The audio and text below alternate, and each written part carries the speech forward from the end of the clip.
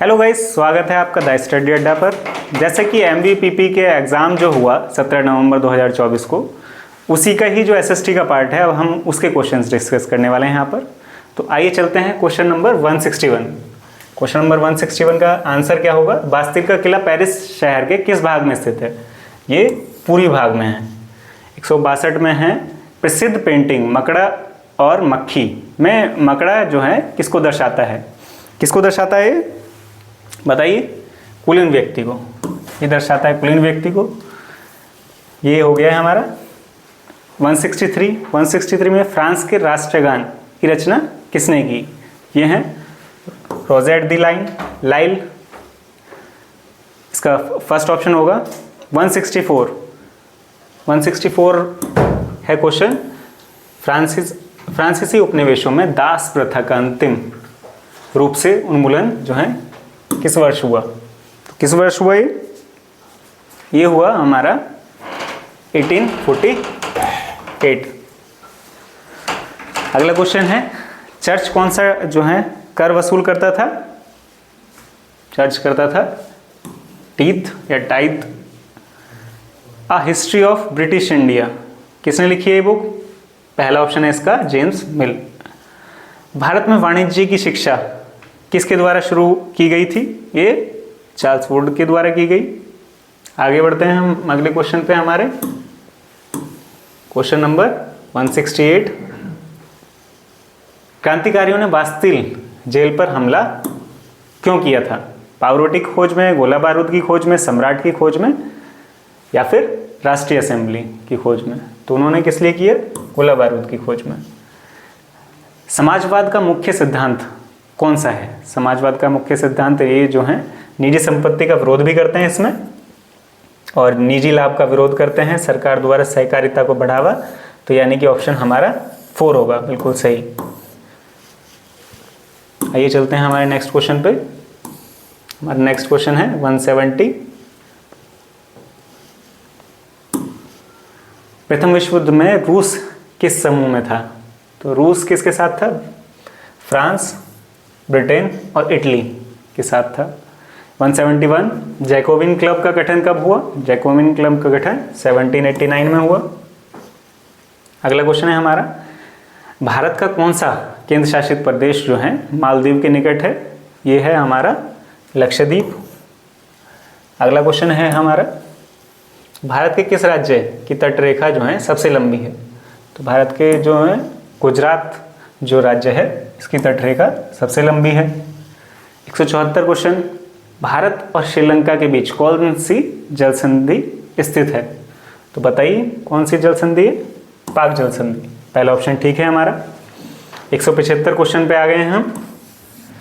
विश्व का सबसे प्रसिद्ध नदीय द्वीप कौन सा है जहां मानव निवास करता है? तो ये है माजुली द्वीप। कर्नाटक का प्रसिद्ध जलप्रपात जोंग प्रपात जो है ये किस नदी पर है? ये है श्रावती नदी पर। आइए आगे चलते हैं हम अपने आगे के क्वेश्चन पर। 177 भारत के उत्तरी पश्चिमी भाग में शीत ऋतु में वर्षा इन पवनों के कारण होती है। किन पवनों के कारण होती है? ये पश्चिमी विक्षोभ के कारण होती है। इनमें से कौन सी वनस्पति उष्ण कटिबंधीय पर्णपाती वन में नहीं पाई जाती है? तो बताइए इसका आंसर क्या होगा? इसका आंसर ये क्वेश्चन अभी जो है हम डाउट में रखते हैं। नेक्स्ट क्वेश्चन पे चलते हैं। कूनो राष्ट्रीय उद्यान कहाँ पर है? ये तो सभी को पता होगा, MP के अंदर है। लोकटक झील कहाँ किस राज्य में है? ये लोकटक झील मणिपुर में है। आइए आगे चलते हैं। हम 181 क्वेश्चन पे आ गए हैं। निम्नलिखित में से कौन सा जनसंख्या परिवर्तन का घटक नहीं है? मृत्यु दर भी है, प्रवास भी है, जन्म दर भी है, पर जनसंख्या जो घनत्व है ये नहीं है। तो यही हमारा राइट ऑप्शन होगा। 182 2011 की जो जनगणना है उसके अनुसार सर्वाधिक जनसंख्या वाला राज्य कौन सा है? उत्तर प्रदेश। कितनी जनसंख्या है यहाँ की? लगभग 20 करोड़ के आसपास। निम्नलिखित में से कौन सी जो लोकतांत्रिक सरकार की विशेषता नहीं है? तो लोकतांत्रिक सरकार में कानून का शासन होता है, बिल्कुल होता है। सार्वभौमिक वयस्क मताधिकार भी दिए जाते हैं।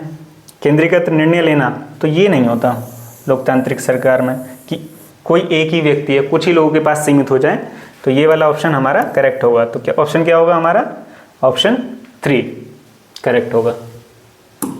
तो अब हम 184 पे आ गए क्वेश्चन पे। इनमें से कौन सी विशेषता या विशेषताएं नागरिकों को मूल अधिकार प्रदान करने के लिए आवश्यक हैं? तो कौन सी विशेषता है? नागरिकों को सोचने की स्वतंत्रता होनी चाहिए, सोचने की स्वतंत्रता होनी चाहिए, संगठन बनाने की स्वतंत्रता होनी चाहिए, विरोध जताने की स्वतंत्रता होनी चाहिए। तो ये तीनों ही स्वतंत्रता होनी चाहिए। तो यानी इसका ऑप्शन हो जाएगा 4th। भारत में लोकसभा का चुनाव लड़ने के लिए न्यूनतम आयु कितनी है? 25 वर्ष है। पहला ही ऑप्शन इसका सही है। और निम्नलिखित में से कौन सा कथन सत्य नहीं है? तो न्यायपालिका कानूनों की सुरक्षा करती है, बात सही है। विधानमंडल कानून को लागू करता है, ये बात गलत है। विधानमंडल कानूनों को लागू नहीं बनाता है। तो ये ऑप्शन हमारा इसमें सही हो जाएगा। आगे चलते हैं हम 187 नंबर क्वेश्चन पर। लोकतंत्र में न्यायपालिका की भूमिका क्या होती है? लोकतंत्र में न्यायपालिका की भूमिका है कानून पारित करना और नीतियाँ बनाना, बिल्कुल सही। सत्तारूढ़ पार्टियों के हितों का प्रतिनिधित्व करना, नहीं। नागरिकों को न्याय प्रदान करना और उनके अधिकारों की रक्षा करना, बिल्कुल सही। ये वाली बात जो है करेक्ट होगी इसमें कि नागरिकों के न्याय प्रदान करना और उनके अधिकारों की रक्षा करना न्यायपालिका कार्य जो करती है। और 188 क्वेश्चन नंबर, मौलिक अधिकारों को सुनिश्चित लागू करने के लिए रिट। तो रिट जारी कौन करता है? रिट जारी करता है जो आपका सर्वोच्च न्यायालय, उच्च न्यायालय, दोनों में ही रिट जारी करने का प्रावधान है। तो ये आपका ऑप्शन 4 करेक्ट हो जाएगा यहाँ पर। क्वेश्चन नंबर 189, भारतीय संसद से क्या अभिप्राय है? तो भारतीय संसद में कौन कौन शामिल होता है? इसमें लोकसभा, राज्यसभा और राष्ट्रपति तीनों ही शामिल होते हैं। संसद के 2 अधिवेशन के बीच में जो है कितना समय का अंतर होना चाहिए? पहला ऑप्शन होगा 191 का 190 का पहला ऑप्शन 6 महीने होना चाहिए इसका अंतर। 191 है, निम्नलिखित में से किसके पास निर्वाचन क्षेत्रों का परिसीमन करने की शक्ति होती है? ये होती है परिसीमन आयोग के पास। हमारा क्वेश्चन नंबर 192 पर आ गए हम। निम्नलिखित में से कौन सी स्वतंत्रता का अधिकार जो है भारतीय नागरिकों को प्राप्त नहीं है? तो कौन सा अधिकार जो है स्वतंत्रता का अधिकार भारतीय नागरिकों को प्राप्त नहीं है? सरकार की आलोचना करने का स्वतंत्रता, सशस्त्र आंदोलन में भाग लेने का, राज्य सरकार को बदलने के लिए आंदोलन चलाने की स्वतंत्रता और सरकार की नीतियों की आलोचना करने की स्वतंत्रता। तो इसमें जो है क्या नहीं है हमारे पास अधिकार? सशस्त्र आंदोलन, मतलब हम जो है शस्त्र लेकर जो है आंदोलन ना करें कि हम गन लेकर जो है आंदोलन करने चलें।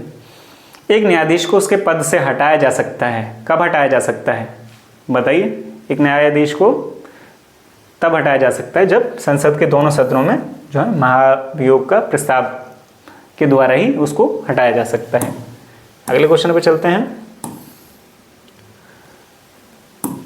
भारत में पीला राशन कार्ड, तो येलो जो कार्ड होता है, येलो राशन कार्ड, वो किसके लिए होता है? धनी व्यक्तियों के लिए तो नहीं होता, भूमिहीन श्रमिकों के लिए भी नहीं है। निर्धनता रेखा से भूमिहीन श्रमिक भी इसी में आ जाएंगे, जो निर्धनता रेखा से नीचे लोग हैं उनके लिए जो है येलो कार्ड होता है। ऑपरेशन फ्लड जो है बाढ़ नियंत्रण से है, खाद्यान्न उत्पादन से है, सिंचाई से है, दुग्ध उत्पादन से। ऑपरेशन फ्लड जो है हमारा दुग्ध उत्पादन से संबंधित है।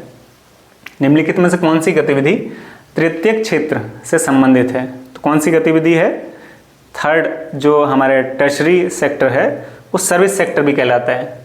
तो ये जो है इससे संबंधित है। हमारे क्वेश्चन हो गए 196। हम नेक्स्ट क्वेश्चन पे चलते हैं। हम अब लास्ट 4 क्वेश्चन बचे हैं हमारे। शब्द जो मानव पूंजी किसे को इंगित करता है? ये कौशल और ज्ञान को इंगित करता है। भारत का योजना आयोग जो है प्रतिस्थापित कर दिया गया है। योजना आयोग अब जो है नीति आयोग कब किया गया? 2015 में। भारत में हरित क्रांति के जनक किसे कहा जाता है? कौन है हरित क्रांति के जनक? एम एस स्वामीनाथन जो है हरित क्रांति के जनक हैं। और हमारा आज का लास्ट क्वेश्चन एसएसटी का, निम्नलिखित में से कौन सा अर्थव्यवस्था के द्वितीयक क्षेत्र का हिस्सा नहीं है? द्वितीयक क्षेत्र में पर्यटन जो है आपका टर्शरी सेक्टर में आता है, यानी कि तृतीयक क्षेत्र में आता है। तो ये थे आज आपके एसएसटी के क्वेश्चन। तो आगे भी इसी तरीके के जो पेपर्स के लिए या फिर इंफॉर्मेशन के लिए जुड़े रहिए द स्टडी अड्डा के साथ। Thanks guys, thanks for watching.